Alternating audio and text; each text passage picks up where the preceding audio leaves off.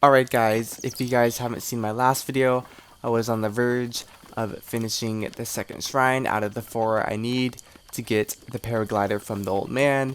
And today's video, I will show you how to get to the other two shrines and how to get to the one in the cold mountain.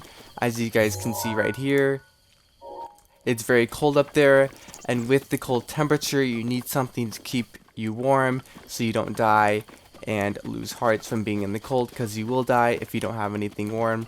So in today's video, I will show you how to get the items you need and any clothing that might be helpful for you in the cold.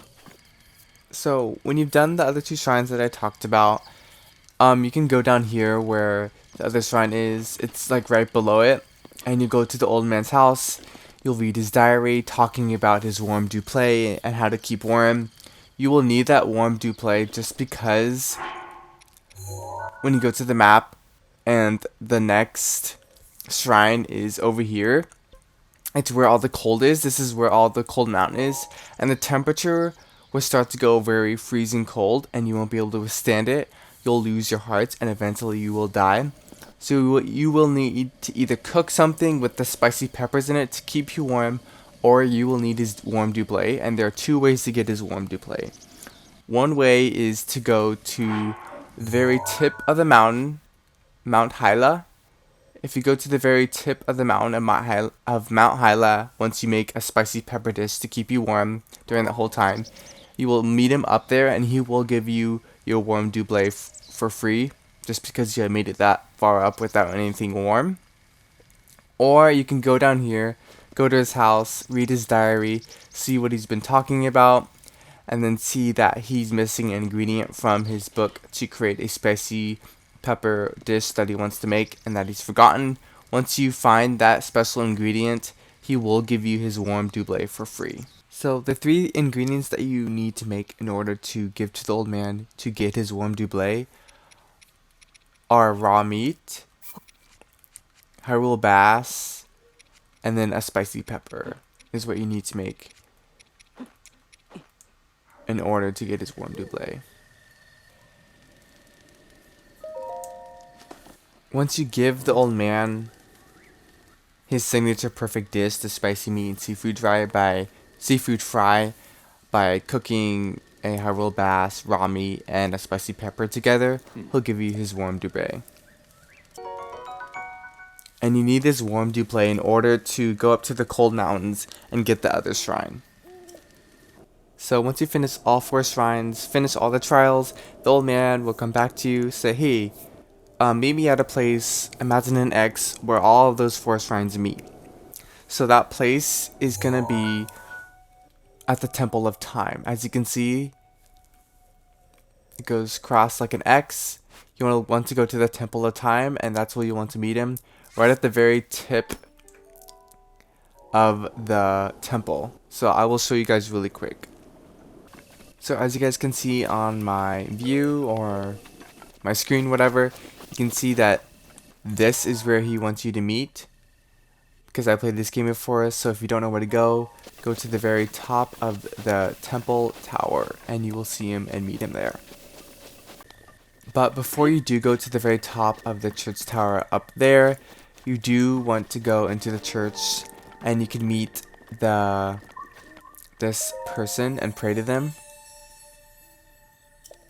They will show you have conquered 4 spirit orbs, and you can exchange 4 spirit orbs. Every time you have 4 spirit orbs, or if you like save them up, you can always exchange 4 spirit orbs in order to increase your health, so get another heart container, or increase your stamina vessel, so you can run faster for a longer time, or you can climb longer instead of like having a less stamina. It can increase it. So I really recommend this every time you get 4 spirit orbs. Maybe to switch on and off, like you get a heart container this time, and then the next time you get the stamina vessel. Because if you just put it all in one, you'll have lots of stamina, but yet you'll be very easily defeated if you don't have enough hearts. And yet again, if you have a lot of hearts, you'll be pretty strong. But if you need to climb or run very fast and sprint away, you won't have a lot of stamina and you'll run out and you'll die.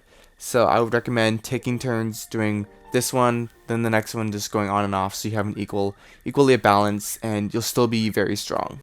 So as you can see, once you either get another heart or extend your stamina wheel, you can see that the old man is up there at the very top of the tower, talking to you, telling you to get up there quickly. So there will be a ladder and a way to get up here.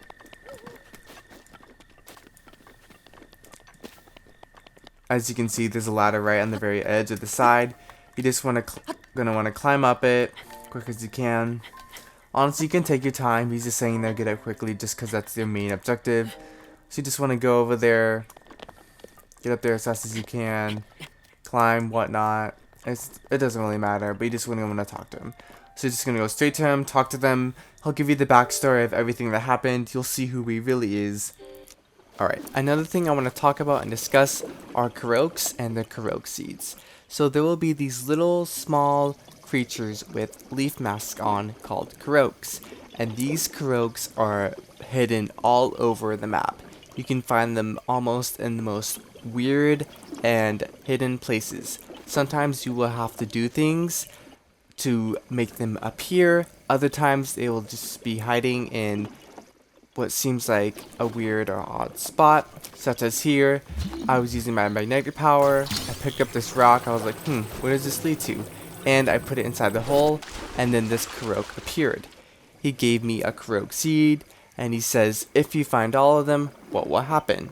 In the end, if you do actually collect all of the Korok seeds, all you will get a big piece of Korok poop.